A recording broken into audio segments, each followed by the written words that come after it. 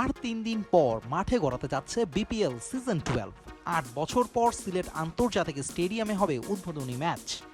বড় পরিসরের বদলে ২৬ ডিসেম্বর ছোট পরিসরে হবে উদ্বোধনী অনুষ্ঠান, যার কারণে ১ ঘন্টা পিছিয়ে দেয়া হয়েছে সিলেট স্ট্রাইকার্স এবং রাজশাহী ওয়ারিয়র্সের উদ্বোধনী ম্যাচটি। ইতিমধ্যে সিলেটে পৌঁছে অনুশীলন শুরু করেছে ফ্র্যাঞ্চাইজিগুলো।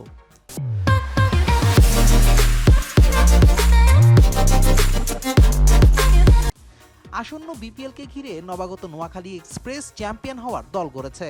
জাতীয় দলের জাকের আলী ও মাহিদুল অঙ্কনের সাথে আছেন সৌম্য ও হাসান মাহমুদের মতো তারকারা। আফগানিস্তান অলরাউন্ডার মোহাম্মদ নবীর সার্ভিসও কাজে লাগিয়ে সেরাটা দিতে চায় তারা। স্বাগতিক সিলেটের হয়ে খেলতে দলের সঙ্গে যোগ দিয়েছেন পাকিস্তানের পেসার মোহাম্মদ আমির। সরাসরি চুক্তিতে থাকা রাজশাহীতে যোগ দিয়েছেন সাহিবজাদা ফারহান ও মোহাম্মদ নেওয়াজের মতো পাকিস্তানের তারকা ক্রিকেটাররা। আদিল আহমেদ শান, চ্যানেল আই, সিলেট।